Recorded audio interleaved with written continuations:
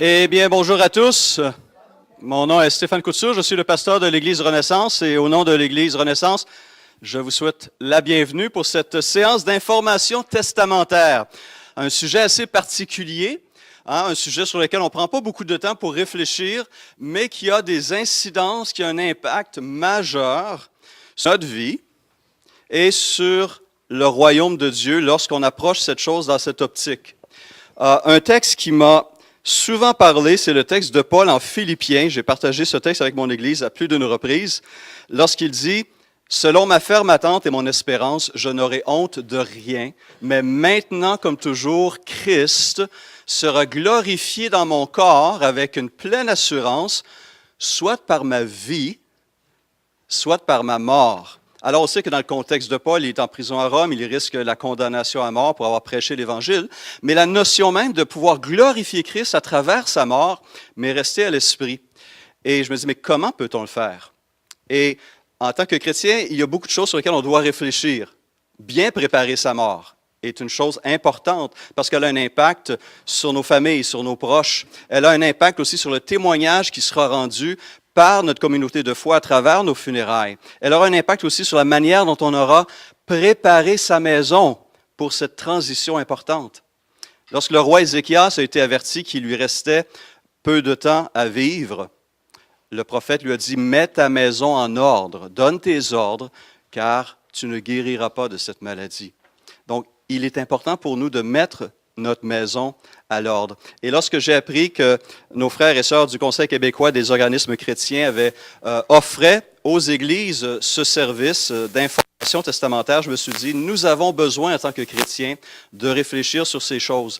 En fait, nos frères et nos sœurs canadiens, anglais, américains ont une réflexion qui est beaucoup plus avancée sur ces questions. Et donc, je suis très heureux de voir cet organisme, le CQOC, qui nous aide à réfléchir sur ces questions importantes pour nous, pour nos familles et pour nos communautés de foi et pour l'œuvre de Jésus-Christ. Donc, à vous, participants, bienvenue. Et aux représentants du Conseil québécois des organismes chrétiens aussi, bienvenue. Merci de vous être déplacés de Saint-Hyacinthe. Et parmi les personnes qui sont parmi nous, Manon Coupal, coordonnatrice au CQOC depuis 6 ans, est ici avec son mari et vont profiter. C'est une bonne gestion de son temps, ça. Bravo, profitez par après pour leur séjour ici à Québec. Accompagné de Roger Thibault, le président fondateur du Conseil québécois des organismes chrétiens, qui sera présenté plus longuement par notre sœur Manon, ainsi qu'Élisabeth Bienvenue, je crois, la toute dernière employée, n'est-ce pas? Bienvenue dans l'équipe, et son ami qui est avec nous ce matin. Donc, encore une fois, merci d'être là. Prenons un instant pour nous placer devant le Seigneur. Père très saint, d'abord merci pour ce beau soleil qui nous a accueillis ce matin au lever. Et merci pour le beau sourire des frères et des sœurs, de nos amis, de nos contacts qui sont ici ce matin. Ces moments sont précieux. Et Seigneur, nous savons que tu as quelque chose de préparé pour nous à travers ta servante et à travers ton serviteur. Alors merci d'ouvrir notre intelligence, de nous faire réfléchir sur ces choses qui n'est pas souvent le sujet de nos réflexions, mais qui a besoin de l'être. Puisses-tu nous parler et nous aider à chercher ta face à travers tout cela et trouver de nouvelles façons de glorifier ton nom et de faire avancer ton œuvre au Canada français. Alors, mets ta main, je t'en prie, sur notre sœur Manon, sur notre frère Roger, et puisses-tu nous parler, s'il te plaît, à travers eux. Amen. Sur ce, j'inviterai Mme Manon Coupal à nous présenter le CQOC. Donc, bonjour, ça me fait plaisir d'être avec vous ce matin. De venir dans cette belle ville. Moi, j'aime beaucoup Québec. Et puis, en fait, c'est la première fois que moi et mon mari, on vient à Québec ensemble. Donc, on en profite pour rester un petit peu plus longtemps. Donc, je vais vous parler juste un petit peu du CQOC pour vous expliquer un peu qui on est. Le CQOC, c'est un organisme de bienfaisance enregistré. Il a été fondé en 2001. En ce moment, on est à peu près une douzaine de professionnels qui travaillent au CQOC, dont 9 à temps plein. Donc, je peux vous dire qu'on ne chôme pas. On a beaucoup de pain sur la planche. Jusqu'à maintenant, on a desservi à peu près 550 églises évangéliques et 250 ministères chrétiens. Sur ça, il y en a à peu près 152 qu'on a mis sur pied. Donc, ça veut dire qu'on les aide à partir du début jusqu'à temps qu'ils soient légalement reconnus par le gouvernement. Donc, les services qu'on offre, comme je viens de le dire, l'incorporation et l'enregistrement, aller chercher des chartes, droit d'émettre des reçus d'impôts. On a un service de comptabilité, donc on a trois personnes, je ne vais pas me tromper, quelques personnes qui travaillent à temps plein au niveau technicien comptable. On a 2 CPA, donc 2 comptables qui travaillent aussi pour nous. On a un programme d'assurance avec une compagnie d'assurance avec qui on travaille pour donner des meilleurs prix aux églises et donner aussi des rabais pour les gens qui sont membres.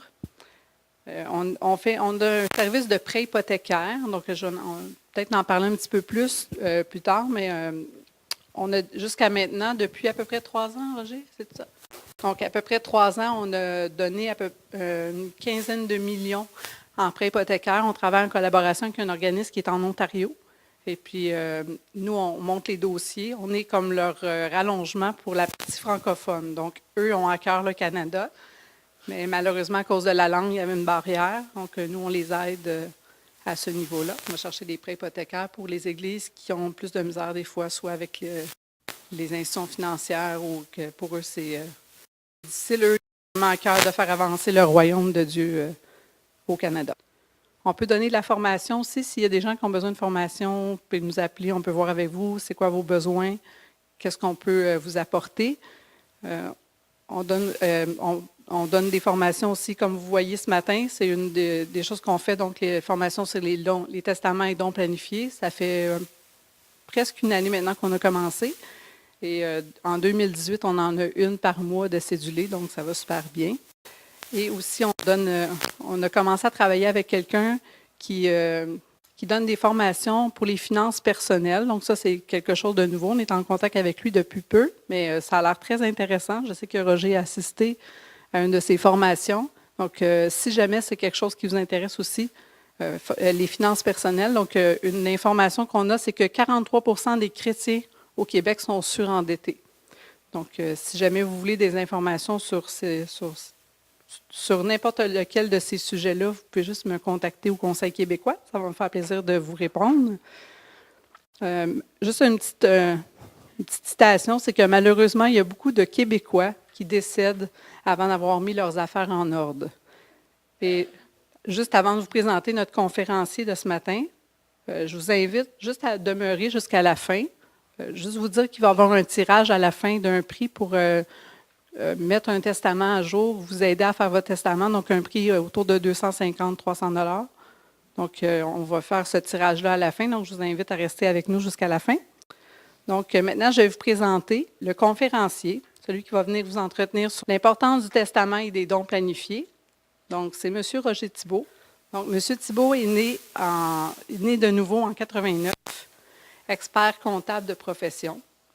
Fondateur du combiné comptable Thibault, Chagnon, Gaudreault et Ouimet. Il est resté 35 ans au sein de ce cabinet. Fondateur du CQOC en 2001 et fondateur en 2006. Donc, juste vous dire que dans notre bureau, on a comme 2 parties. Donc, la partie Conseil québécois qui est plus CQOC, qui est plus le côté corporatif. Mais en 2006, on s'est rendu compte qu'il y avait un besoin au niveau de la comptabilité dans les églises et les ministères au Québec. Donc, ils ont fondé le service des organismes chrétiens. Donc, c'est tout le côté comptabilité. Il a œuvré au sein d'organismes de bienfaisance. Donc, il a été sur le conseil d'administration de la Ligue pour la lecture de la Bible et de Plus que vainqueur évangélisation. Donc, je vous demande d'accueillir chaleureusement M. Roger Thibault.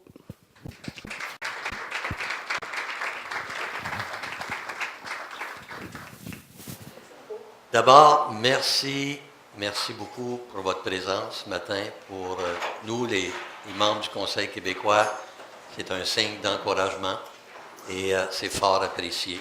Comme mentionnait Manon, j'ai travaillé en pratique privée au sein d'un cabinet d'experts comptables pendant 35 ans. Et durant ces 35 années, j'ai eu l'occasion d'être témoin des conséquences du décès de mes clients. Et certains sont décédés avec des documents légaux complets, avec un testament qui avait été mis à jour. Et malheureusement, plusieurs sont décédés avec aucun testament, ou soit un testament qui était incomplet, ou un testament où il n'y avait pas eu de mise à jour.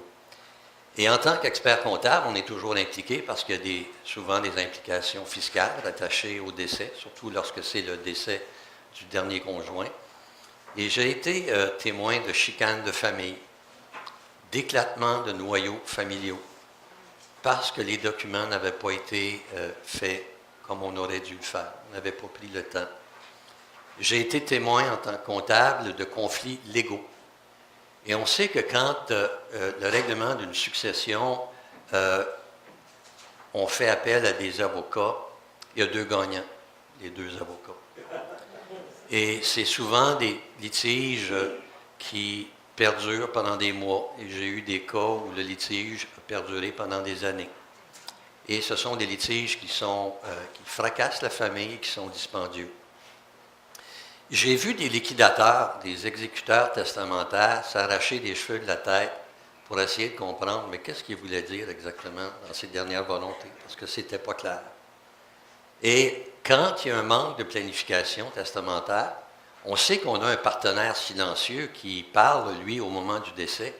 Et le partenaire silencieux, c'est le gouvernement fédéral, le gouvernement provincial, qui veut avoir sa part des choses. On dit, si on ne t'accroche pas de ton vivant, souvent, on va t'accrocher au moment du décès.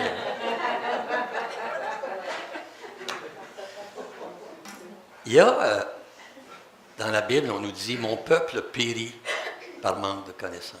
Vous vous souvenez de cette partie-là? « Mon peuple périt par manque de connaissance ». Puis ce n'est pas seulement par manque de connaissances bibliques, c'est par manque de connaissances en général. Entre autres, sur tout le côté juridique, le côté financier, le côté fiscal, de ses propres affaires. Et moi, quand j'ai quitté mon bureau, il y a de ça maintenant 3 ans, je m'étais dit, un jour, je vais prendre mon bâton de pèlerin, je vais réaliser un de mes rêves, qui est de parcourir la province de Québec et donner de l'information. On donne de l'information au Conseil québécois.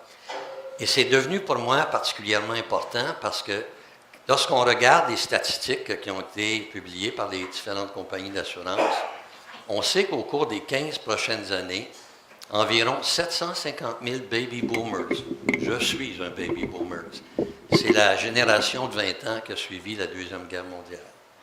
Il y a 750 000 baby boomers qui vont décéder au cours des 15 prochaines années. Et ces baby boomers-là vont laisser en héritage à la génération suivante pour 6,3 trillions de dollars d'actifs. Et ça, c'est au Québec seulement, ce n'est pas au Canada. Et on est comptable, on aime ça, les chiffres. 1 trillion, c'est 1 suivi de 18 zéros. C'est 1 milliard de millions.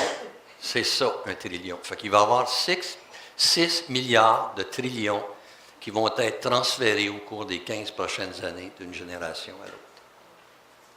Le but de la rencontre d'information ce matin, c'est de vous permettre de trouver réponse à 2 questions fondamentales, telles qu'elles apparaissaient au tableau. Est-ce que mes affaires sont en ordre? Est-ce que ma famille est bien protégée? Donc, si on arrive à la fin de cette présentation à vous permettre de trouver réponse à ces 2 questions fondamentales, en ce qui me concerne, ce sera mission accomplie. Donc, on garde en mémoire, est-ce que mes affaires sont en ordre? Est-ce que ma famille est bien protégée? Qu'est-ce qu'on a sur le menu? Il y a eu la présentation du Conseil québécois que Manon nous a fait. Et moi, je vais vous parler de la planification testamentaire. C'est quoi ça, cette bébite-là, qui est la planification testamentaire? On va parler, entre autres, du choix de testament, parce qu'il y a différents types de testaments qu'on peut faire.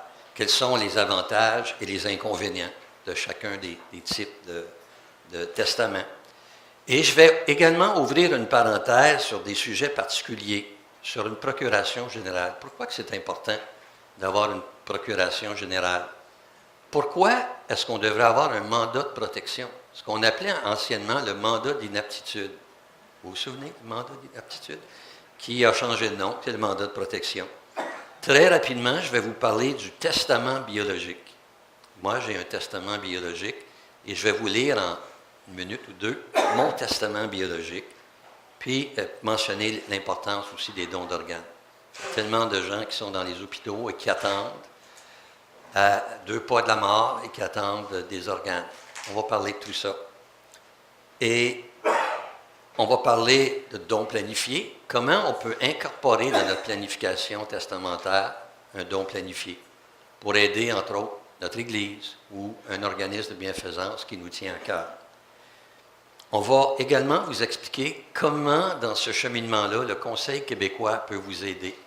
Parce que ce matin, c'est un survol de planification testamentaire. Vous aurez la possibilité, si vous le désirez, et c'est entièrement gratuit, de me rencontrer à une date ultérieure où on pourra passer 1 heure, 1 heure et demie, 2 heures ensemble. Et moi, je vous accompagnerai dans le processus de réflexion de la mise en place d'un testament ou de la mise à jour d'un testament.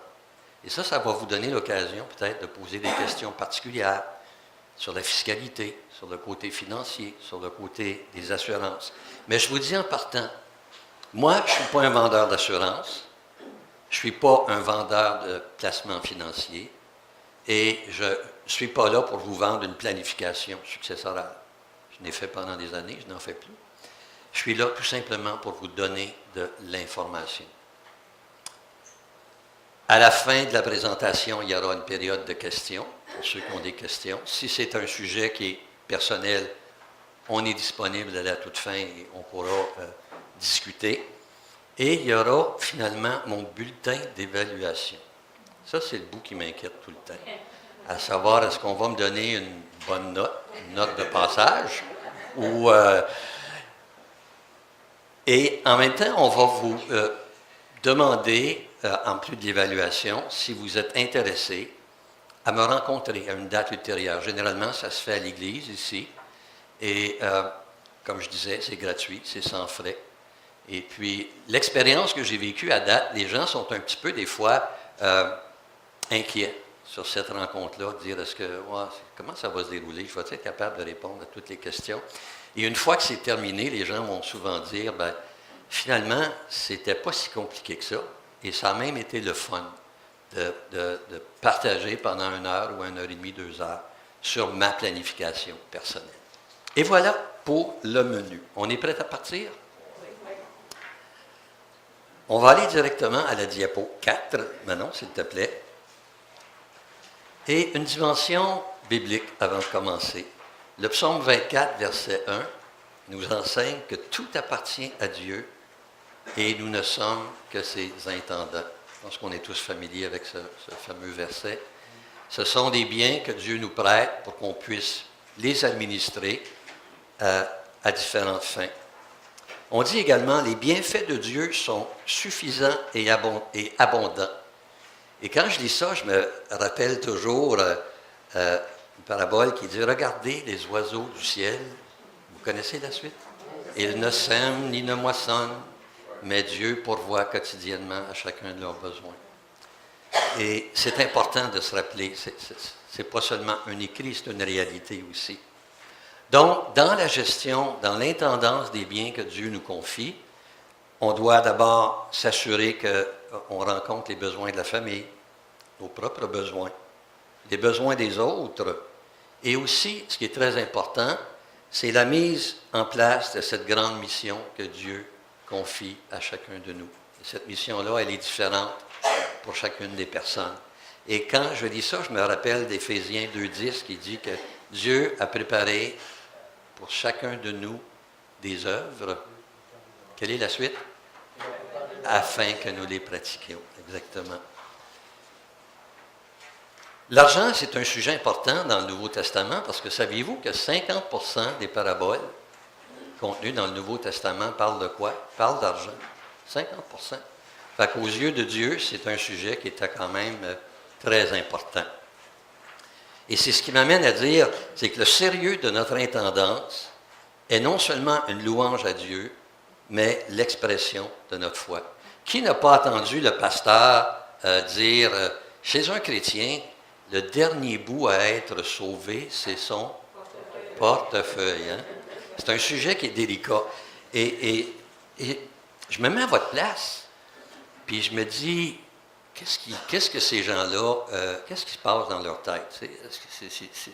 Il va encore nous parler d'argent. C'est une façon pour ce comptable-là de venir nous chercher des sous pour l'Église? Et la réponse est non. Moi, je vous le dis sincèrement, le but premier, c'est de vous donner de l'information. D'accord? Quelques statistiques. Saviez-vous que seulement un Québécois sur 3, 36% précisément, estime que sa succession est bien préparée? 1 sur 3. Moins de 49% des Québécois ayant des enfants à charge possèdent un testament notarié. Et s'il y a un moment dans la vie d'une personne où on a besoin d'être bien préparé, bien organisé, c'est quand on a des enfants à charge. Parce que les conséquences sont doublement plus graves advenant un décès. Près de 71% des Québécois n'ont pas de mandat de protection, ce qu'on appelait le mandat d'inaptitude. Qui va prendre soin de moi dans l'éventualité où je deviens incapable de m'occuper de ma personne ou de m'occuper de mes biens? Quand on parle d'une planification globale, généralement, il y a 6 éléments qui font partie de cette planification globale. Je suis à la diapo numéro 8.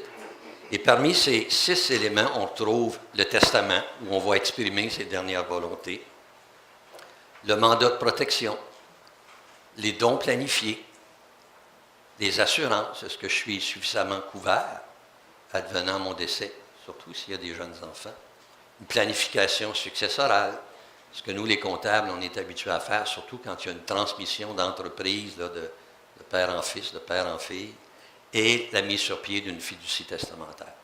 Ce matin, nous, on va s'attarder seulement aux 3 premiers, c'est-à-dire le testament, le mandat de protection et dons planifiés. On va faire un survol de ces 3 éléments-là. Pourquoi est-ce que c'est un sujet qu'on a tendance à reporter dans le temps, à retarder la mise en place d'un bon testament? Parce que pour plusieurs, c'est une montagne difficile à franchir. C'est un casse-tête épouvantable que de s'asseoir et de prendre des décisions, examiner sa situation et de se dire, mais qu'est-ce que je veux exactement pour ma succession? Ce matin, ce que je veux, mon objectif premier, comme je mentionnais tantôt, c'est que vous soyez en mesure de répondre aux 2 questions qu'on se posait. Est-ce que mes affaires sont en ordre? Est-ce que ma famille est bien protégée? Si vous partez d'ici et vous avez la conviction, oui, moi, mes affaires sont en ordre, ma famille est bien protégée, ça sera mission accomplie pour moi, et vous allez repartir avec probablement plus de paix et de joie dans votre cœur. Mais si la réponse à l'une de ces 2 questions-là s'avérait être non, à ce moment-là, c'est à voir, est-ce que je désire aller plus loin et corriger la situation. D'accord? J'espère que vous ne repartirez pas comme M. X, qui se tient la main à 2 têtes et qui se dit « Oh, mais c'est donc bien compliqué, ça. » Mais vous allez voir, je vais vous garder ça bien simple. Pourquoi est-ce que les gens ne font pas de testament? Et ça, c'est des questions que je posais à mes clients. J'ai dit, pourquoi tu n'en fais pas? Tu me dis, oui, c'est important, mais d'une année à l'autre, tu n'as pas bougé, tu n'as rien fait. Et parmi les raisons que moi j'ai identifiées, c'est que il me reste beaucoup de temps. J'ai seulement 52 ans, puis éventuellement, je vais arriver là. Je ne suis pas rendu là. Mais on sait que la mort n'avertit pas. On ne sait pas quand est-ce que le Seigneur va dire, viens, bon et fidèle serviteur, viens, rentre à la maison de ton Père. D'autres, penser à la mort, c'est un sujet qui est déprimant. Parce qu'effectivement, un jour, on va tous passer par là. Et il y a des gens, surtout dans certaines communautés, où c'est presque un sujet tabou de parler de la mort, malheureusement. Ça nous amène à nous poser des questions. Comment est-ce que je désire répartir mes biens? J'ai 2, 3, 4, 5 enfants.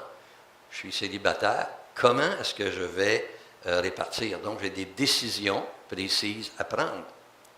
D'autres vont dire, c'est un processus qui est complexe. Ça coûte cher, ça. Il faut aller voir le notaire. C'est des sous. Puis, est-ce que j'ai les moyens de dépenser X centaines de dollars pour mettre en place un testament? Et moi, je leur dis, est-ce que vous avez les moyens de ne pas le faire? De ne pas aller de l'avant avec la mise en place d'un testament? Et je pense que, règle générale, les gens ne connaissent pas les conséquences de ne pas avoir de testament ou d'avoir un testament qui n'a pas été mis à jour. Parce que moi, j'ai vu des cas où on a le contrat de mariage qui incluait à même le contrat de mariage, au dernier vivant les biens, puis ça fait 43 ans qu'ils sont mariés.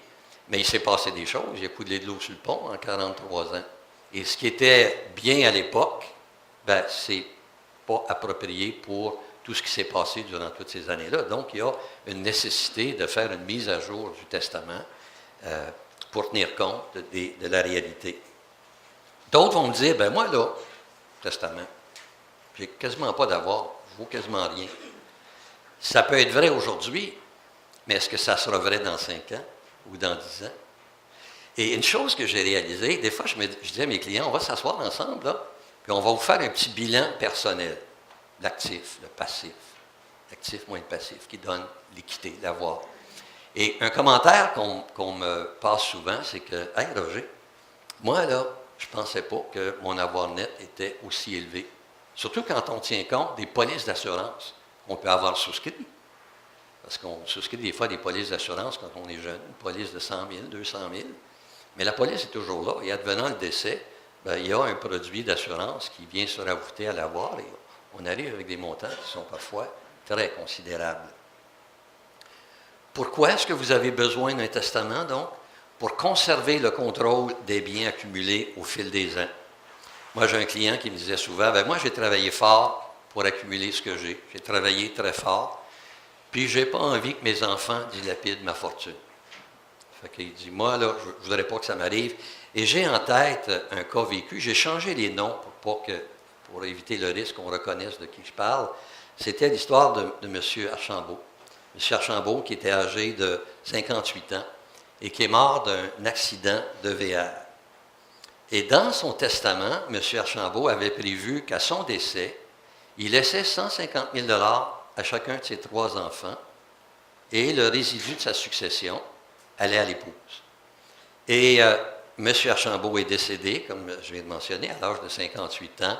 Et selon ses dernières volontés, il y a 150 000 qui a été versé à chacun de c'était 4 enfants. Et puis, entre autres, il y avait le plus jeune, François, qui lui était aux études.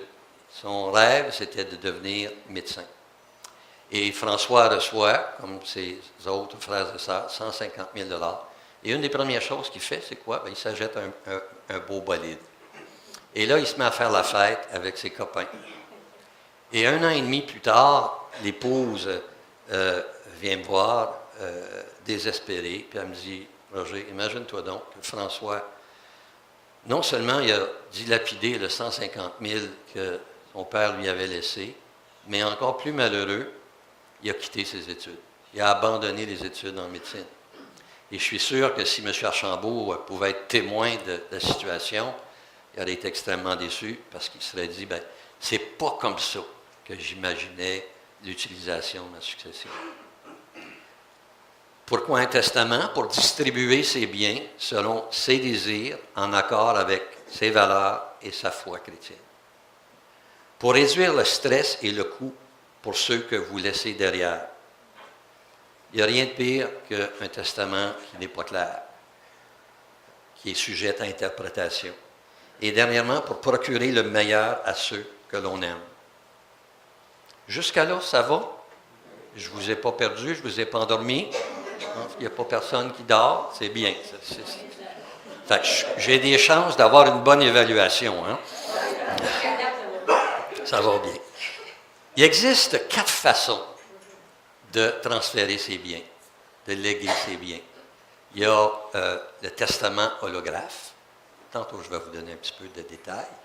Testament devant témoin, le testament notarié.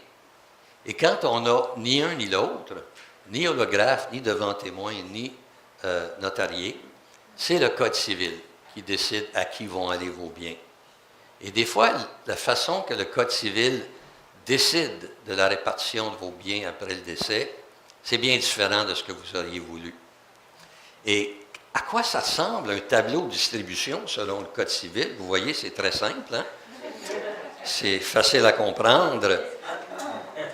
Et j'ai en tête le cas d'un de mes clients, qui est M. Lemieux, pour fin de l'exemple. M. Lemieux était marié, 6 enfants, Parmi les 6 enfants, il y avait 3 enfants d'âge mineur. Et M. Lemieux est décédé dans son silo de maïs. À un moment donné, le silo a croûté, a voulu débloquer la croûte et quand ça a défoncé, lui, il s'est noyé dans le maïs finalement. Et selon le testament, lui n'avait pas de testament, c'est le Code civil qui est intervenu. Et le rêve de M. Lemieux, c'était que ses 2 plus vieux, Paul et Bertrand, Paul 21, Bertrand 18 ans, c'est eux qui devaient continuer la ferme familiale. Comme lui avait hérité la ferme familiale de son père, et ainsi de suite. Mais n'ayant pas de testament, le Code civil a dit, finalement, c'est que le tiers de la succession va aller à l'épouse, et le 2 tiers va être partagé parmi les 6 enfants. Et vous voyez la problématique. Donc, étant donné qu'il y avait 3 enfants mineurs, il a fallu mettre sur pied une fiducie pour les enfants. Et Mme Lemieux avait les mains attachées. Et ce qui était triste dans tout ça, c'est que là, les 6 enfants devaient se partager finalement le 2 tiers de la ferme, et ça devenait impossible pour Paul et Bertrand de poursuivre les opérations, d'être la relève telle que M. Lemieux l'aurait voulu. Si M. Lemieux avait été plus informé, probablement qu'il aurait pris une police d'assurance pour s'assurer que les autres enfants, les 4 autres, aient une juste part de la succession au moment du décès ou au moment du transfert de la ferme familiale. Je vais souvent vous parler d'agriculture, parce que moi, je viens de Saint-Hyacinthe, et c'est un coin qui est agricole, c'est la région de Saint-Hyacinthe. Et moi, je suis devenu un passionné de l'agriculture. Je dis souvent à Claire, je dis, après le coup de foudre pour toi, ça a été le coup de foudre pour l'agriculture. Et moi, je suis un petit gars qui vient de Verdun. Fait qu'à Verdun, il n'y a pas beaucoup de fermes dans ce coin-là. Hein. Moi, j'ai été élevé entre la ruelle de la 2e et de la 3e. Et quand j'ai découvert ce qu'était le secteur agricole, pour moi, ça a été une des plus grandes découvertes de ma vie, une passion. On parlait du premier type de testament, qui est le testament holographe. Donc, le testament holographe, c'est pas compliqué. On ramasse une feuille de papier, on prend un stylo et on écrit, au meilleur de ses connaissances, ses dernières volontés. Ce que j'ai vu à date des testaments holographes, c'est un document qui est très sommaire. Souvent, c'est un document qui n'est pas clair. Surtout quand il y a beaucoup d'actifs d'impliqués. Et j'ai en tête le cas de Tom Brady. Ça, c'était pas un de mes clients, c'est un cas vécu en Ontario.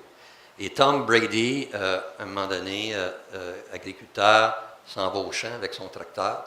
Et malheureusement, le tracteur verse et M. Brady est pris sous son tracteur. Dans le champ, loin du monde, pas de cellulaire à l'époque. Et M. Brady sent ses forces partir. Il dit, je pense que je vais y laisser ma peau, voilà, ici. Là, je vais mourir étouffé sous le poids de mon tracteur. Il saisit son canif et sur le capot du tracteur, inscrit avec son canif, je laisse tous mes biens à mon épouse Jean, qu'elle s'appelait, et il griffonne sa signature en dessous de l'écrit sur le capot. Mais il ne met pas de date sur le testament. Selon vous, est-ce que le testament a été reconnu valide ou pas? Non valide? Oui, il a été reconnu valide parce qu'on a défait le capot, on a envoyé ça devant le juge a regardé les écrits sur le capot, et le juge, même si le testament holographe n'était pas daté, a conclu que le testament ne pouvait pas avoir été fait à un autre moment que le moment du décès. Et pourquoi je vous compte ceci, c'est que ce n'est pas parce que c'est un testament qui est holographe que c'est un testament qui n'est pas légal. Le testament holographe a force de loi. La seule mise en garde, c'est que ce sont souvent des testaments sommaires et pas tellement clairs. Donc, l'holographe. Il vaut mieux avoir un holographe que pas avoir de testament du tout. Parce que sinon, on voit ce qui arrive, le grand tableau du Code civil qui donne les biens souvent à qui on ne voudrait pas que les biens aillent. Deuxième type, c'est le testament devant témoin. Donc, c'est un testament qui n'est pas fait à la main, souvent dactylographié, et on demande à 2 personnes majeures de signer, d'attester comme témoin que c'est effectivement M. X qui a fait le testament devant témoin. Et ici, j'ai en tête, encore une fois, je reste dans l'agriculture, l'histoire de M. Sali. M. Sali était agriculteur et fait un testament devant témoin. Et dans son testament, il dit, ben moi, je laisse ma terre agricole à mon fils Jean, parce que M. Sali avait un fils, et je laisse le résidu de ma succession à 2 de mes amis. Et il demande à ces 2 amis de signer comme témoin. Est-ce que vous voyez un problème ici, vous là? On sait qu'un témoin ne peut pas être bénéficiaire sur un testament devant témoin. Donc, malheureusement, les 2 amis ont vu le restant de la succession leur passer sous le nez et sans pouvoir y avoir accès. J'ai le cas aussi de M. Réaume. Il dit, lui, dans son testament holographe, il dit, je donne l'universalité, tous mes biens à mon épouse Pierrette, et je lègue ma terre à mon neveu Régent. Et là, il y a une contradiction, parce que d'un côté, on dit, je laisse l'universalité des biens que je possède à mon épouse, et je laisse ma terre à mon neveu Régent. Il y a contradiction dans le testament, c'est un ou l'autre. Heureusement, dans ce cas-ci, ça s'est bien terminé parce que l'épouse était au courant des intentions. Pierrette était au courant des intentions de son mari et elle a décidé de ne pas contester. Elle dit, c'est ce que mon mari m'a exprimé de son vivant et je veux respecter sa volonté. Mais si elle avait voulu, elle aurait pu contester le testament parce que c'est dit l'universalité, tout ce que je possède. Et donc, la deuxième clause aurait probablement tombé. Une autre situation, je lègue tous mes biens à mon fils. Fait signer 2 témoins, parce que c'est un testament devant témoin. Et on laisse aller le testament, et au fil des années, les 2 témoins décèdent. Donc, ça devient possible de faire homologuer le testament, parce que les 2 témoins sont décédés. Donc, qu'est-ce qui est arrivé? C'est le Code civil qui a pris la relève et les biens ont été distribués de façon bien différente.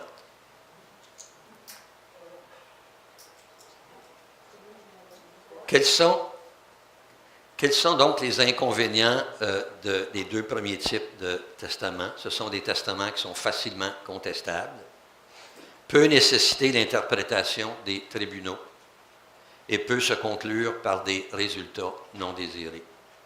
Donc, les biens sont distribués non pas de la façon qu'on aurait aimé qu'ils le soient. Et j'aime beaucoup la diapo suivante. Quand c'est pas clair, on navigue dans le noir. Hein? Quand les choses ne sont pas dites clairement. Et on a un éléphant qui est devant nous. Nous, on voit bien que c'est un éléphant, mais c'est des gens qui naviguent dans le noir. Ils sont comme des aveugles. Et il y en a un, à l'aveuglette, saisit la queue, et puis il dit, c'est évident, c'est une corde. Pas un éléphant, c'est une corde. Celui qui est devant saisit la trompe de l'éléphant, puis il dit, c'est un serpent. Pas clair. Et l'autre qui saisit le pied de l'éléphant, il dit, c'est un tronc d'arbre. Et tout ça pour exprimer comment l'interprétation peut varier d'une personne à l'autre quand les choses ne sont pas dites clairement. Et celui qui est souvent pris avec cette problématique, c'est l'exécuteur testamentaire, le liquidateur. Qu'est-ce qu'il voulait dire finalement? Donc, on est certain d'une chose, c'est qu'un jour, on va aller rejoindre notre Papa céleste. Et qu'est-ce qui va advenir de la distribution de nos biens? Ça sera fait soit en accord avec nos volontés ou en désaccord. Et ceux qui vont en subir les conséquences, ce sont nos héritiers, finalement. C'est eux qui vont subir les conséquences. Et on arrive au 3e, qui est le testament notarié. Et là, je vous avoue que je ne suis pas ici, moi, pour faire de la publicité pour les notaires. Mais mon expérience me dit clairement, et c'est la recommandation que j'ai toujours faite à mes clients au cours des 35 dernières années, ça vaut la peine de dépenser un petit peu plus et d'avoir des choses claires, nettes et précises pour ne pas se ramasser comme les gens qui regardaient l'éléphant se demandaient finalement « qu'est-ce que c'est? Qu'est-ce que c'est? » L'avantage d'avoir un testament notarié, c'est que vous avez la possibilité de jouir de l'expérience du notaire ou de l'avocate, parce que les avocates ou avocats sont aptes à faire on pense toujours testament notarié à un notaire, mais on peut faire affaire aussi à un avocat, une avocate. C'est un langage, le langage utilisé est un langage clair, parce qu'il y a des façons juridiques de dire les choses. Et des fois, moi, quand je regarde mon testament notarié, je me dis, est-ce que moi, j'aurais été capable de dire ça de la façon que c'est dit par écrit? Et souvent, je me dis, je pense pas. C'est beaucoup plus difficilement contestable quand c'est notarié. Permet d'éviter le délai et les frais de validation, parce que quand on a un testament holographe ou un testament de vente témoin, il faut faire valider le testament, ce qu'on appelle l'homologation. C'est un processus qui est dispendieux et qui prend du temps parfois. Et ça peut coûter jusqu'à 1 500 $ pour faire valider un testament holographe ou un testament de vente témoin. Le testament notarié va nous donner la certitude que les biens de la succession seront distribués selon vos dernières volontés. Ça va être fait tel que vous le désirez. Et peut vous éviter des coûts fiscaux importants, parce que le notaire, qui en a fait 50, 100, 200, sait qu'il y a une implication fiscale, dépendamment des biens que vous possédez. Il peut y avoir une implication fiscale, par exemple, si vous avez des placements à la bourse, si vous avez des REER, si vous avez un chalet, et peut vous dire si vous avez une entreprise. Et le notaire peut vous dire, ça serait peut-être sage que tu ailles consulter ton comptable ou un fiscaliste, voir s'il n'y aurait pas possibilité de réduire le fardeau fiscal rattaché au dernier décès du conjoint. Parce que quand un conjoint décède, il y a un roulement complet en faveur de l'autre conjoint. Donc, que ce soit un REER, que ce soit un chalet, des actions à la bourse, il n'y a aucune implication. Mais c'est quand le deuxième conjoint décède qu'on a que le problème, que le partenaire financier, Revenu Canada et Revenu Québec, c'est là qu'eux lèvent la main et qu'ils disent, moi, je veux une partie des biscuits, là. On doit partager. Quand on parle de testament, on parle de legs. Il y a différents types de legs possibles. Mais juste avant d'aller dans les types de legs, moi, je vais me permettre d'ouvrir une parenthèse et vous parler du mandat de protection. Qu'est-ce qu'un mandat de protection? C'est un document qui peut être rédigé par vous ou rédigé par votre notaire, votre avocat, qui vous permet de désigner une ou plusieurs personnes pour prendre soin de vous et administrer vos biens pendant votre inaptitude alors que vous êtes toujours vivant.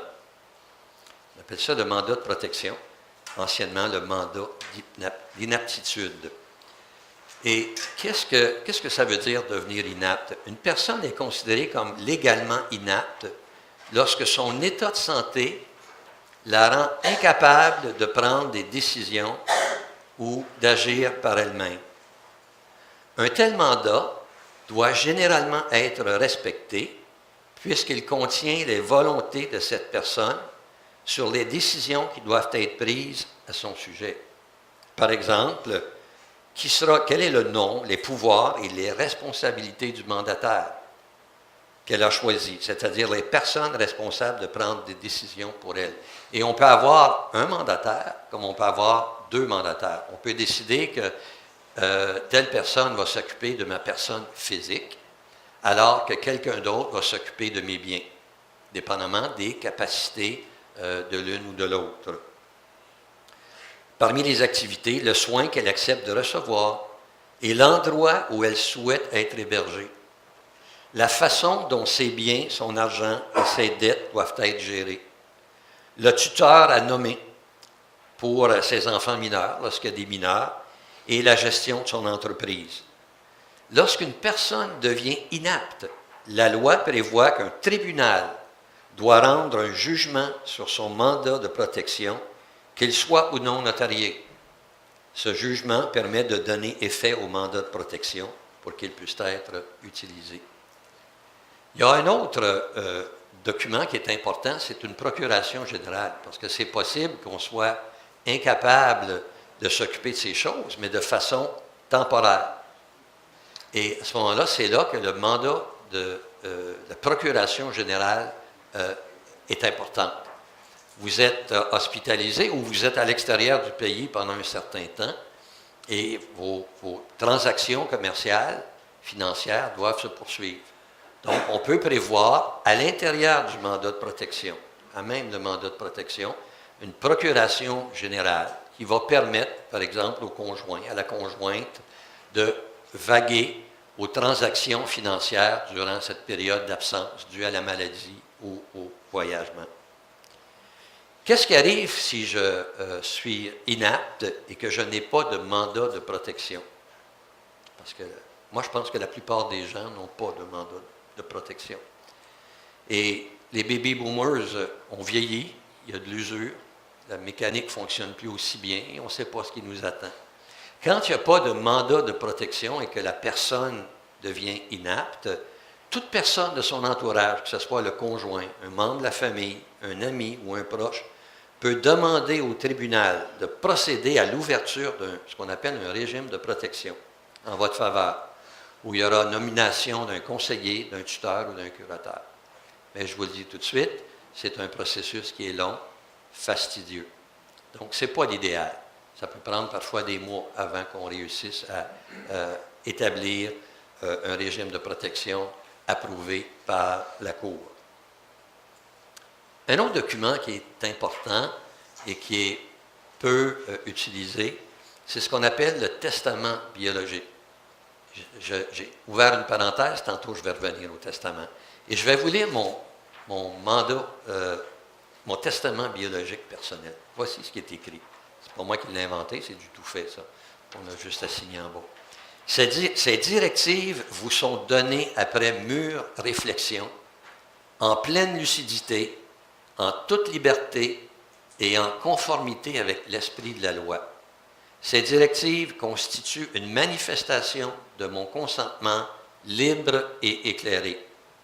S'il arrivait que je ne sois plus en état de prendre part aux décisions concernant mes traitements de fin de vie, je désire que la déclaration ci-dessous soit considérée comme l'expression formelle de ma volonté. Et quelle est ma volonté? Advenant le cas où un rétablissement suffisant de mes capacités physiques et mentales serait impossible, je, sous-signé Roger Thibault, demande qu'on ne me maintienne pas en vie par des moyens artificiels et disproportionnés. Je demande que des médicaments appropriés me soient donnés pour soulager efficacement mes douleurs, même si cela devrait devancer l'instant de ma mort.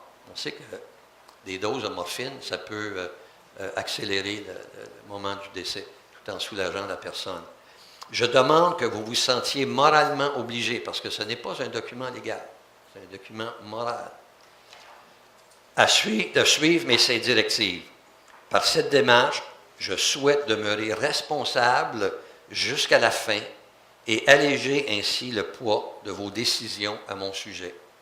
Donc, c'est un document qui a été signé par mon épouse et elle a également un testament biologique comme celui-ci qui a été attesté par une tierce personne et dans mon cas, moi, je l'ai fait authentifié par un commissaire à la sermentation.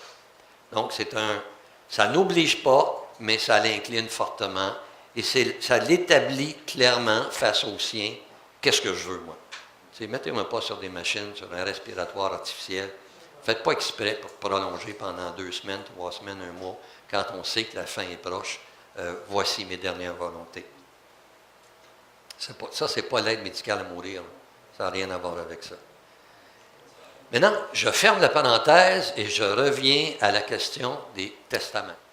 Question élémentaire qu'on doit se poser quand on veut mettre sur pied un testament ou rajeunir, mettre au niveau son testament. Première question, qui sera le liquidateur de votre testament? Le vôtre est-il approprié? On parlait du liquidateur.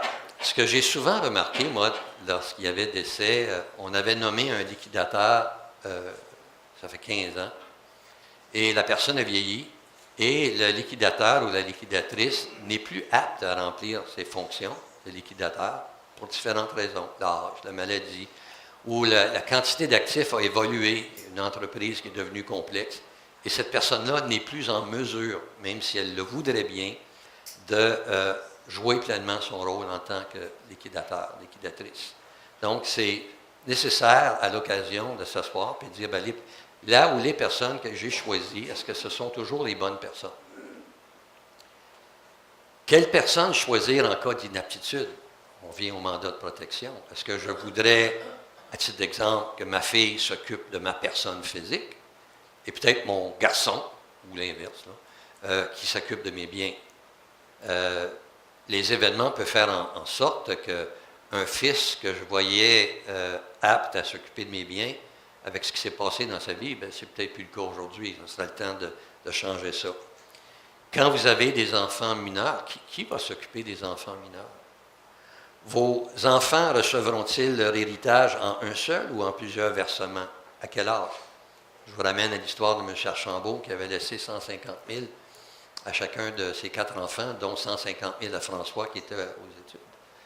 Je ne pense pas que M. Archambault, s'il avait pu recommencer son testament, probablement qu'il aurait changé des choses. Il aurait dit, ben, je vais confier cet argent-là à mon épouse, qui, elle, va s'occuper, va s'assurer que les argents sont utilisés selon les besoins de François pour compléter ses études, et non pour acheter un bolide de 75 000 $. Y a-t-il des arrangements particuliers en matière de fiducie? Des fois, c'est nécessaire de mettre en place une fiducie. On voit ça quand on donne l'usufruit, la jouissance du bien au conjoint, et on veut que le capital revienne, par exemple, aux enfants. On veut s'assurer que l'épouse ne manquera de rien, mais par contre, au décès de l'épouse, on veut s'assurer qu'il y a encore du capital et que le capital sera transféré aux enfants. D'autres questions? Y a-t-il des biens spécifiques que vous aimeriez laisser à une personne ou à une organisation en particulier? Quel est l'impact fiscal des actifs que je détiens? Est-ce qu'il y a des options qui s'offrent à moi? Des options qui sont légales, puis qui vont vous permettre de réduire le fardeau fiscal. Avec quel notaire est-ce que j'aimerais bien travailler? Est-ce qu'il y a un notaire en particulier en qui j'ai confiance et j'aimerais bien travailler avec? Y a-t-il des organismes de bienfaisance que vous aimeriez particulièrement bénir? Et là, on arrive dans la section des dons planifiés. Est-ce que, à mon décès, j'aimerais bien aider financièrement mon Église ou un organisme quelconque? Qu'est-ce qu'un don planifié? On entend de plus en plus cette expression-là. Et les dons planifiés, c'est un véhicule qui est utilisé dans l'Ouest canadien, comme mentionnait votre pasteur tantôt, et en Ontario depuis des générations. Mais ici, c'est nouveau. Les gens sont plus ou moins familiers avec cet animal qui est le don planifié. Une définition qu'on donne au don planifié, c'est un don planifié est une façon simple, réfléchie et structurée de contribuer au développement et à la stabilité présente et future d'une œuvre qui nous tient à cœur, soit de son vivant, ben on le fait déjà à travers nos dîmes et nos offrandes, à travers peut-être d'une police d'assurance qu'on possède, qui est complètement libérée, qui est complètement payée, qu'on aimerait transférer à son Église, pour en retour obtenir un reçu pour fin d'impôt qui va nous donner un crédit d'impôt de 50 % ou d'un bien en particulier. Donc, ou à son décès via un legs qu'on désire laisser à travers son testament, ses dernières volontés. D'accord? Tantôt, je vous mentionnais que c'est 750 000 boomers qui vont décéder au cours des 15 prochaines années. Ils vont laisser 6,3 trillions de dollars. Et donc, on vit pour nos églises, pour nos organismes de bienfaisance, une période qui est particulière. Parce que jamais dans l'histoire ancienne, on a vu autant d'argent qui va passer d'une génération à l'autre. Maintenant, vous me regardez, vous m'écoutez attentivement et vous me dites, hey, ce comptable-là, il est-tu en train de nous amener à nous convaincre de faire des dons à notre Église ou à un organisme de bienfaisance? Et la réponse est non. Le but premier, tel que je mentionnais, c'est de vous donner de l'information. Moi, mon devoir, c'est de vous informer et de savoir, bien, voici les possibilités qui existent et libre à vous de décider ce que vous voulez faire. Je parlais tout à l'heure que si vous en avez le désir, il y a possibilité que je passe 1 heure ou 2 avec vous dans ce processus de réflexion. On a mis sur pied un questionnaire qui a 8 pages en tout et qui vous aide à mettre de l'ordre dans ces idées pour faire un testament ou rajeunir le testament. Mais jamais à l'intérieur de cette rencontre-là, moi, je mettrai de la pression pour vous amener à faire un don, par exemple, à l'Église, parce que ce n'est pas ça qui est le but. Si vous avez à cœur de le faire, libre à vous de le faire, mais jamais, jamais, je ne mettrai de pression dans ce sens-là. Et ça, il faut que ça soit bien compris. Pourquoi faire un don planifié? Pour assurer la pérennité de la mission d'un organisme qui vous tient à cœur. Je suis dans une église, je vais prendre l'exemple d'une église, mais des fois on donne des conférences ailleurs que dans des églises. C'est une façon de dire merci. Vous êtes membre de l'église depuis 5 ans, 10 ans, 20 ans, et à travers ces années-là, l'église vous a rendu des services. Et ça peut être une façon de dire, bien, moi je vais remercier mon église pour tout ce qu'on a fait pour moi, pour ma famille. C'est une façon de donner aux suivants, aux générations qui, eux, veulent également profiter des avantages que vous avez eus au niveau de l'organisme que vous avez à cœur, et également pour être fidèles à la parole. Mais pourquoi est-ce que les gens ne font pas de dons planifiés? À différentes raisons. La première, la plus importante, je pense, la plus courante, c'est la peur de désavantager nos héritiers, les enfants. C'est-à-dire, écoutez, il me semble que j'en ai pas tant que ça, moi, dans mes avoirs, et j'aimerais que ce soit mes enfants qui en profitent. Et je n'ai pas envie vraiment de désavantager mes enfants. Ça, c'est la raison qu'on évoque le plus souvent. Et vous allez voir que c'est possible de faire un don planifié et que ça ait très peu d'impact au niveau de l'héritage de chacun des enfants, et tout en faisant une différence importante pour le futur de l'Église ou de l'organisme que vous avez à cœur. Le manque de connaissances. Les gens disent, ben moi, je ne savais pas, moi, qu'on pouvait intégrer dans mon testament un don planifié. C'est quelque chose de nouveau pour moi. Oui, c'est possible de faire, et tantôt on va regarder des exemples. D'autres me disent, Roger, c'est compliqué ça. Tu sais, mon testament, c'est déjà une bébelle qui est compliquée. Si tu viens rajouter là-dedans un don planifié, là, ça va devenir compliqué que le diable. Et ce n'est pas le cas. Et certains vont dire, ben moi, je n'y avais pas pensé. Ah, c'est intéressant, ça vaut la peine de m'arrêter et de regarder. Et je vais vous donner quelques exemples de dons planifiés. J'ai le cas d'une famille de 4 enfants et qui ont un intérêt pour la bienfaisance et qui laissent un actif au décès du dernier conjoint de 500 000. Parce que tantôt, on mentionnait que quand il reste un conjoint, il y a un roulement fiscal complet des actifs et il n'y a aucune incidence. Donc, dans ce cas-ci, le deuxième conjoint décède, on laisse une succession de 500 000 parce qu'à l'intérieur des actifs, il y avait une police d'assurance qui fait que le montant de la succession a été augmenté. Et dans un premier cas, on voit qu'à l'intérieur, il y a 50 000 de REER. Et à chaque fois qu'il y a un dernier décès des conjoints, les REER deviennent taxables. Et j'ai pris à titre d'exemple le taux marginal de 50 %. Et s'il y avait décès, on paierait 25 000 $ en impôts sur le 50 000 $ de REER. Et on aurait donc à distribuer aux enfants le 500 000 moins le 25 000, il resterait 475 000. Et le 475 000 réparti parmi les 4 enfants, ça laisserait à chacun 118 750. Jusqu'à là, ça va bien? Par contre, si on décidait de dire, bon, ben moi, ça ne me tente pas d'envoyer 25 000 $ à l'impôt, ce que je vais faire, c'est que je vais donner l'équivalent de Myriad, soit 50 000 $.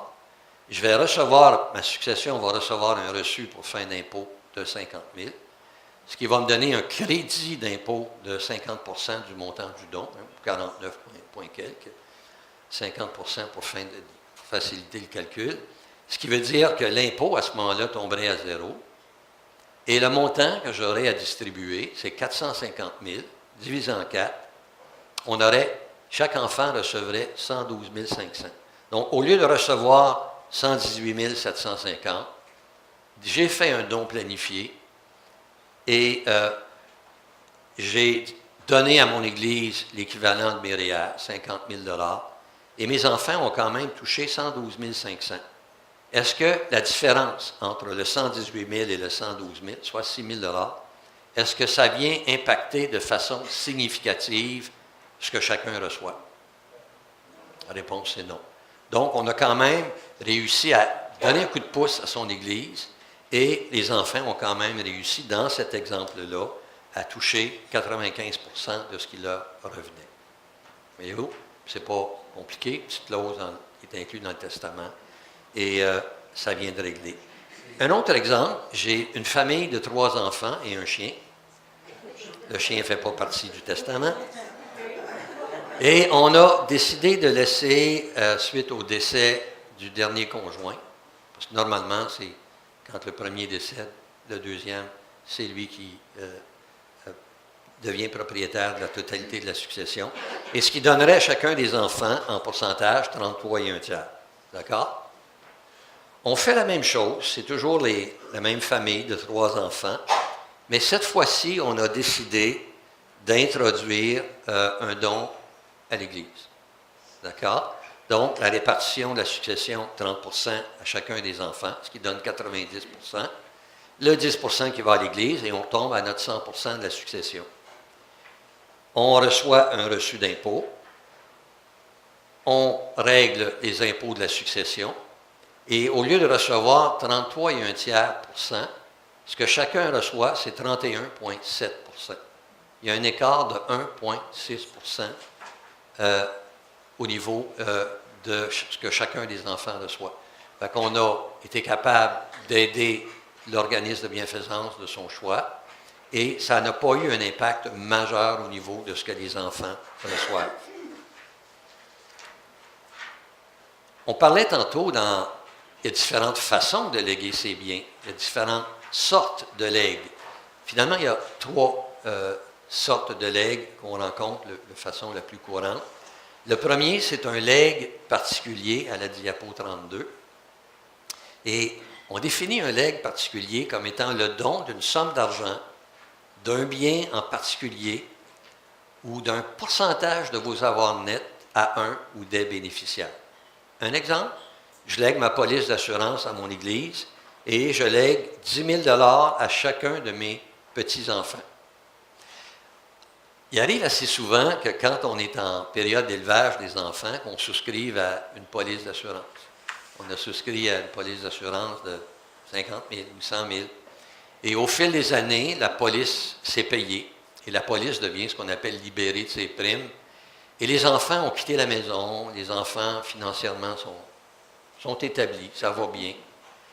Et une des possibilités, c'est qu'on puisse prendre cette police, qui souvent va avoir une valeur de rachat. On peut la léguer de son vivant à l'organisme, à l'Église par exemple, ou à son décès, et on reçoit en contrepartie du transfert irrévocable de la police d'assurance un reçu pour fin d'impôt.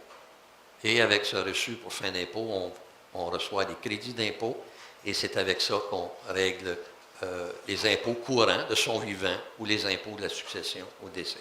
C'est ce qu'on appelle un legs particulier. On a identifié un bien spécifique. Je lègue mon automobile à Charlie ou un montant d'argent. Il y a ce qu'on appelle le legs universel, qui est le don de la totalité de vos avoirs à un ou des bénéficiaires.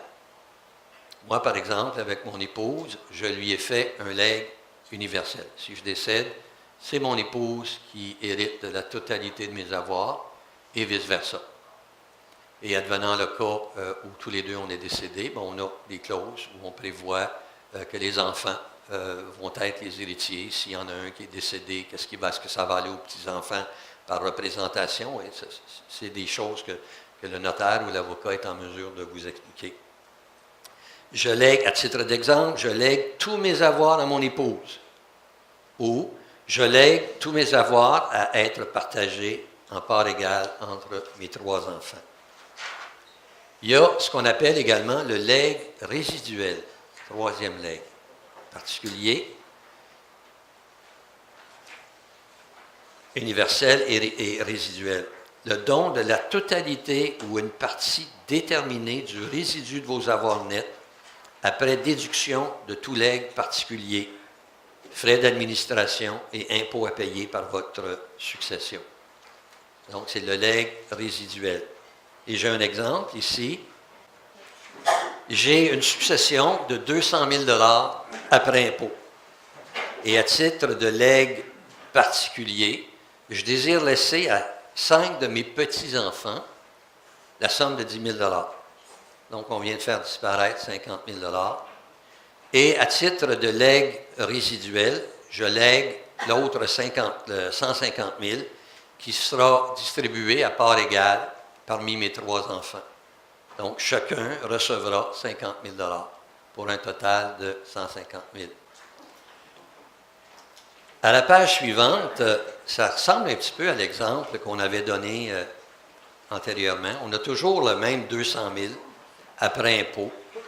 Il y a le legs particulier qui s'en va aux 5 petits-enfants. Ça n'a pas changé. C'est la continuité de l'exemple précédent, à la diapo 36, où on décide d'incorporer son Église dans le résiduel. On a toujours maintenu le legs particulier aux 5 petits-enfants qui ont reçu chacun leurs 10 000 $. Je présume ici que la succession, il y en avait assez pour faire le 150 000. Et donc, il y a eu partage 30, 30, 30, 10. Et l'écart, c'est qu'au lieu de recevoir 33 chacun reçoit 31,7 % et on a quand même avantagé l'Église. Dans ce cas ici, on a fait dans le legs résiduel, il y a 15 000 $ qui avaient été attribués à l'Église. Donc, le message que je veux passer, c'est qu'il y a une façon de laisser, non pas sa chemise et ses pantalons, mais de laisser un certain montant à un organisme de son choix sans que ça vienne désavantager de façon démesurée ce qui revient aux enfants. Hein? Parce que moi, je l'ai vécu, cette peur-là. Dire, hey, il me semble qu'on n'a pas tant que ça, puis tout ce qu'on va donner à notre Église ou au Conseil québécois, ça sort des poches des clients, mais quand on fait les calculs, on dit, ils n'en verront même pas la différence. Accord de dépôt révocable. C'est quoi cette bébite-là? Manon va vous parler tantôt des... je ne sais pas si vous avez des certificats de dépôt, vous, à la Caisse populaire. Hein? Ceux qui ont des certificats de dépôt à la Caisse populaire, je ne sais pas si vous avez remarqué, mais ce n'est pas des rendements d'intérêt de 10 %. Hein? On change le point de place. Ça ressemble plus à 1 % que 10 %. Manon, tu permets que j'en parle? Oui. Nous, on fait du prêt hypothécaire. Manon mentionnait tantôt qu'on a prêté au cours des 3 dernières années 27 prêts hypothécaires à 27 églises qui voulaient acheter une bâtisse, rénover, agrandir, peu importe la raison, pour 15 millions. D'où vient, et on travaille en collaboration avec Christian Stewardship Services, qui est un organisme chrétien de Toronto, qui gère un portefeuille de 72 millions de $.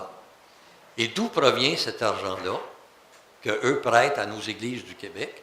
Ça provient en partie des accords de dépôt révocables, qui est un véhicule qui, au cours des dernières années, a donné un rendement de 5 %. C'était la moyenne des rendements, 5 %. Cependant, oui, il y a un cependant, hein, c'est que sur le rendement de 5 %, puis il y a des années que ça a été 5,3 %, il faut que 50 % des intérêts retournent à un organisme de bienfaisance de votre choix. D'accord? Et pourquoi est-ce qu'eux sont en mesure de donner des rendements de 5 % ou de 5,3 %? C'est parce qu'eux prêtent cet argent-là sous forme d'hypothèque à nos églises à 5,25 %. Et eux se gardent un rendement, se gardent 0,25 un quart de 1 pour couvrir les frais d'administration. Et donc, les profits qui sont réalisés retournent aux membres de la communauté chrétienne, mais cependant, eux en donnent la moitié à leur Église ou à un organisme. Et la moitié qu'ils donnent, ils reçoivent un reçu pour fin d'impôt. Fait que c'est une façon de placer son argent. On me demande, ouais, mais Roger, c'est-tu bien sécuritaire, ça? C'est-tu comme placer de l'argent en caisse populaire? Oui, c'est sécuritaire. CSS existe depuis 40 ans et n'ont jamais eu de mauvaises créances avec nos églises chrétiennes évangéliques. Jamais de mauvaises créances. Et eux, quand ils vont prêter, ils vont toujours prêter en première hypothèque. Tout le temps en première hypothèque.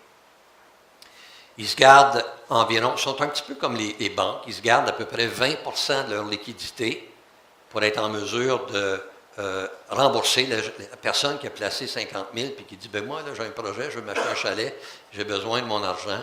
On n'a qu'à contacter CSS et assez rapidement, le 50 000 vous est retourné. D'accord? Fait que c'est très, très intéressant et ça devient populaire ici au Québec, ce mode de placement. Tant qu'à placer à la caisse ou à la banque, j'espère qu'il n'y a personne qui travaille à la caisse ici. Vous êtes en là? Pardon? Oui, j'ai plus des chances, là. Mais tu sais, tant qu'à placer à 1 ou 1,25, c'est aussi bien de placer à 5 et en faire profiter notre Église ou notre organisme, oui. Donc vous êtes en train de dire qu'une Église pourrait prendre un 100 000 qu'elle a en banque et mettre ça sur CSS Oui. pour 5,5 Oui, prends comme acquis qu'en moyenne, le rendement des dernières années, c'est 5 Et on a eu des années à 5,5 Le 72 millions dont je parlais que CSS a de placer, où vient cet argent-là? Des membres qui ont des surplus de liquidité, mais une partie importante des liquidités de CSS proviennent d'églises dans l'Ouest canadien et en Ontario, et vous ne me créerez pas, qui ont des surplus monumentaux de liquidité. J'ai dit, ça se peut-tu? Oui, oui. Ils ont des surplus de liquidité. Pourquoi ils ont des surplus de liquidité, ces églises dans l'Ouest ou en Ontario? Parce que ça fait des années que les dons planifiés, ça fait partie de la mentalité des gens de l'Ouest et de l'Ontario. Ça fait partie de leur mentalité. Parce que ça fait 40 ans que CSS enseigne sur les dons planifiés. Est-ce que vous pouvez répéter la signification CSS? Christian Stewardship Services. Alors, une église peut placer un montant d'argent là et il y a plus de 50 Oui, l'Église doit quand même... de leur donner 50 oui, elle peut dire, ben moi, je supporte les missions en Afrique ou en Haïti, et moi, j'aimerais que le 50 les 50 des intérêts soient dirigés vers telle activité missionnaire. Il y a ça un temps, on peut se placer pour un an, ou il y a un temps donné? Idéalement, c'est qu'eux demanderaient que le placement soit pour 2 ans, pour éviter qu'il y ait des fluctuations. Mais quand on a besoin de l'argent, le déblocage se fait rapidement. Et moi, je suis comptable de métier, fait qu'à chaque année, quand les états financiers de CSS sortent, la première chose que je fais, je m'en vais fouiller là-dedans, puis je regarde voir c'est quoi les ratios. Et eux ont une équité. Une équité, c'est-à-dire les actifs moins les passifs. Sur 72 millions, ils ont une équité d'à peu près 17 millions. Fait que c'est assez sécuritaire. Et vous allez me dire, mais comment se fait-il qu'ils ont une équité de 17 millions? C'est parce qu'il y a des gens aussi qui vont donner des argents à CSS parce qu'ils voient l'œuvre. Et CSS était entièrement absent du Québec parce qu'il y avait un problème de langue. Il n'y a pas personne à Toronto qui parle français. Et eux, il y avait quelques prêts, il y avait 3 ou 4 prêts au Québec, et on avait entendu dire, nous, que CSS voulait carrément se retirer du Québec à cause du problème de langue et à cause aussi qu'ici, on est sous le code de Napoléon. La loi est un petit peu différente, la fiscalité est différente. Quand nous, on a entendu parler de ça, on a demandé à rencontrer M. Egan Rand, qui était le président à l'époque de CSS, et on s'est dit, hey, s'il y a une place au Canada où on a besoin de votre bacon, c'est au Québec. Et si vous voulez, moi je suis comptable, je vais faire toutes les démarches, les analyses financières, je vais écrire un rapport, mes recommandations et continuer à prêter au Québec. Et on a été bénis en 3 ans, 27 prêts hypothécaires, tout près de 15 millions de dollars de prêtés. Ça a permis à quantité d'églises d'acheter un bâtiment, de rénover, de grandir. On est bénis. Là, le problème qu'ils ont, c'est qu'on la sort quasiment plus vite qu'à rentre. Autre type de don planifié, c'est le transfert de titres cotés en bourse. Le transfert direct d'un titre coté en bourse est exempt de taxation sur le gain capital et donne droit à un reçu d'impôt. Vous avez acheté un titre à la bourse qui vous a coûté 100 $ et aujourd'hui, le titre en vaut 1000 $. Si vous transférez directement le titre à votre Église, par exemple, le gain en capital, la différence entre la valeur marchande et le prix payé, le 900 $, est exempt d'impôt. Et en plus de ça, vous recevez un crédit d'impôt pour le 1000 $ qui est la valeur du placement à la bourse. Ça veut dire qu'il y a une économie de presque 75 % sur le montant du don. C'est comme si le gouvernement absorbait 75 % du montant de votre don. Don de police d'assurance, on en a parlé tantôt, on a une police qui a été souscrite quand les enfants étaient tout jeunes. Moi, je me souviens, il y avait le monsieur de la métropolitaine qui passait à tous les mois, puis il venait chercher son 2 piastres et 63, qui était la prime pour l'assurance que ma mère avait prise sur la tête de mon père. On fait ça pendant des années. Bien, à un moment donné, la police, elle est entièrement payée. Puis, au décès, il y a un beau 18 253 piastres. Et des fois, on a ce type de police-là. Et on pourrait en faire don de son vivant ou au décès à notre Église. Si on en fait don de son vivant, l'avantage, c'est qu'on bénéficie de l'économie fiscale immédiatement, alors qu'au décès, c'est la succession qui va en profiter. Don de propriété, transfert du vivant ou au décès d'un terrain. On a eu le cas d'un célibataire qui était propriétaire d'une terre agricole, qui cultivait depuis un certain temps, et puis il a décidé d'en faire don à son Église. Fait que j'ai dit, c'est idéal, pasteur, vous allez pouvoir cultiver vos pommes de terre et vos carottes pour vos membres. Et puis, parce que lui avait fait la culture de la terre pendant un certain nombre d'années, il tombait sous les anciennes règles d'un bien agricole, et le gain était non taxable. Fait qu'il y avait un gain de quelques centaines de milliers de dollars qui s'était accumulé au fil des années sur cette terre-là, non taxable, parce qu'on l'avait qualifié sur un bien agricole admissible à l'exemption. Et en plus de ça, il a reçu un reçu pour fin d'impôt pour le montant de la valeur de la terre. Fait que ces impôts étaient réglés pour longtemps en avant.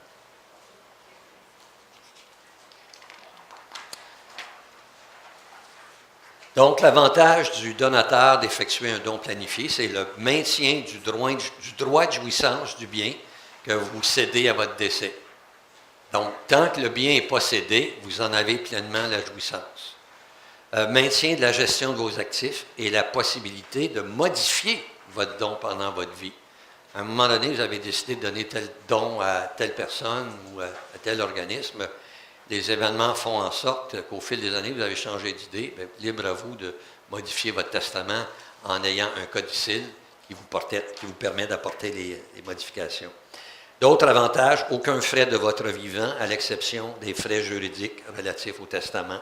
On me demande souvent combien ça coûte un testament. Bien, un testament, dépendamment du notaire, ça peut coûter entre 250 et 300 $ pour un testament.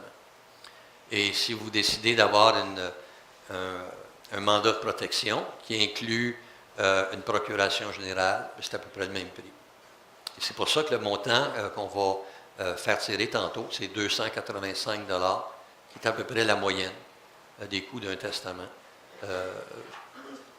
en moyenne. Obtention d'un reçu qui vous permettra de réduire l'impôt à payer par votre succession. Maintenant, comment est-ce que le Conseil québécois peut intervenir dans cette histoire-là? Si vous êtes arrivé à la conclusion que oui, mes affaires sont en ordre, ma famille est bien protégée, whoopie, tant mieux pour vous, vous allez repartir le cœur joyeux et en paix. Par contre, si vous arrivez à la conclusion que c'est peut-être pas tout à fait à la norme, nous, on peut vous assister en étant le trait d'union entre vous et le notaire ou l'avocat, l'avocate que vous choisissez. Et comment ça se fait? J'en ai parlé un petit peu tout à l'heure. On organise des rencontres individuelles. Je vous rencontre individuellement. Habituellement, ça se fait dans un local ici à l'église. Et on passe environ 1h30, 2 heures ensemble. On a un questionnaire préétabli et on chemine avec vous à travers ce processus de réflexion. On écrit un rapport suite à cette rencontre-là qu'on vous envoie. Et vous regardez tout ça, puis vous dites « Ah ouais, c'est à peu près ce que j'ai dit » ou « Non, non, on a changé d'idée, on a jasé, ma femme et moi, et tout ça, il faudrait changer ça. » Nous, on va apporter les modifications. On vous retourne le rapport, et là, vous dites « Ah, c'est parfait, ça reflète bien mes volontés. » Et par la suite, au notaire ou à l'avocat de votre choix, nous, on va faire parvenir le document. Et là, vous allez pouvoir procéder soit à la mise en place d'un testament ou une mise à jour de votre testament. Et je disais tantôt que c'est tout à fait gratuit. On ne charge rien. Et moi, je vous assure et je vous répète qu'on ne met pas de pression pour que vous donniez à votre Église ou que vous donniez. Ce n'est pas ça qui est le but. Et ça, je le dis, je le pense vraiment. Et si jamais ça l'arrivait, rappelez-moi alors. L'équipe, il y a moi, il y a Manon qui a pris la parole tout à l'heure, et il y a Gilles qui est un autre CPA avec qui on partage les informations sur les dons planifiés, mais c'est moi qui reviendrai à Québec, probablement un samedi et un dimanche pour vous rencontrer. Moi, je suis prêt à libérer 2 jours pour faire cette rencontre-là.